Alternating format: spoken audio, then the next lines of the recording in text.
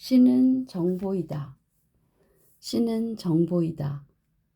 신은 어떤 집단 혹은 민족에게 선이라고 정의된 가치의 총합으로서 우리의 믿음을 통해 자신의 생명을 유지하는 정보이다. 신은 그 자체로는 아무런 역할을 할 수 없다. 컴퓨터에 비유하자면 하드웨어에 실려서 에너지를 공급받았을 때 비로소 기능을 하는 소프트웨어이다.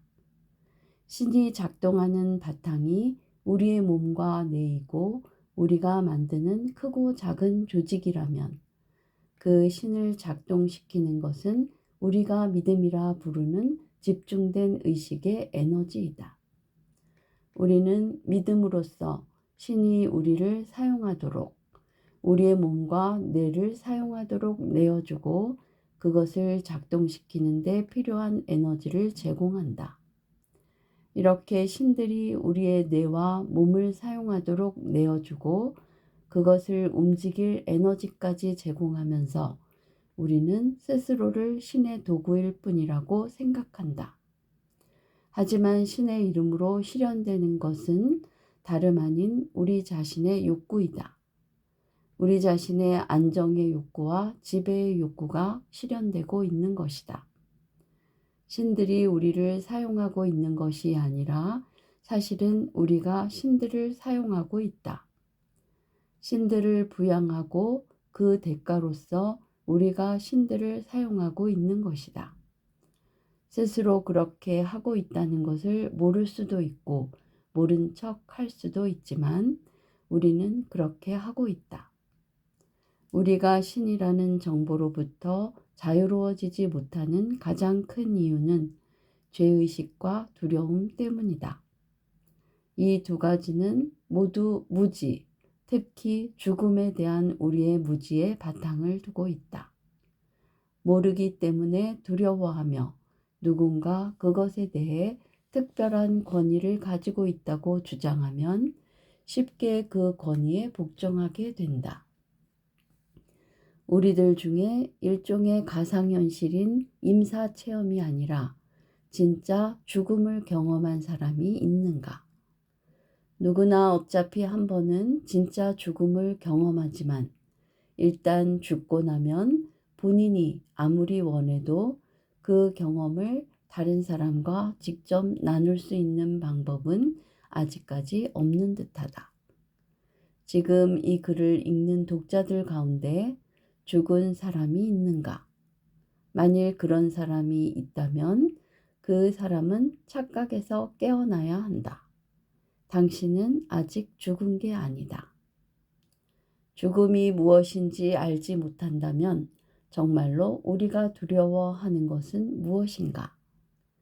우리가 두려워하는 것은 죽음이 아니라 죽음에 대한 기존의 일반적인 해석, 즉 죽음과 관련된 관념적인 정보이다.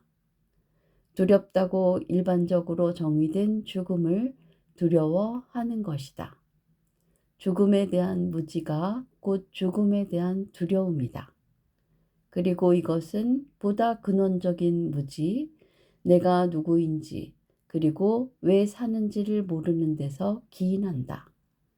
생명의 의미를 알고 구체적인 생명 현상의 하나로서 자신의 존재의 이유를 알 때 죽음에 대한 두려움은 더 이상 설 자리가 없다.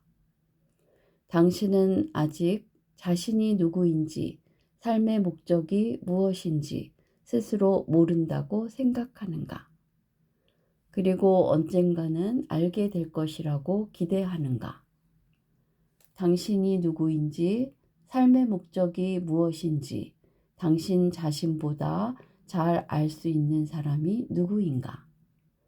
당신이 모른다면 어느 누구도 신도 모르는 것이다. 아무도 모르는 문제, 신도 모르는 문제의 답을 우리는 어떻게 알 수 있을까? 그 문제의 답을 아는 방법은 하나밖에 없다. 그것은 선택이다. 당신의 선택이 당신의 답이다. 자신이 누구인지, 누구이기를 원하는지, 삶의 목적이 무엇인지, 무엇을 위해 살기를 원하는지 선택하라. 깨달음을 선택하고 알을 선택하라. 무지와 그 무지에서 비롯된 두려움에서 벗어나는 것은 바로 이 선택을 통해서이다. 우리가 알을 선택했을 때 죽음에 대해서도 전혀 다른 해석을 선택할 수 있을 것이다.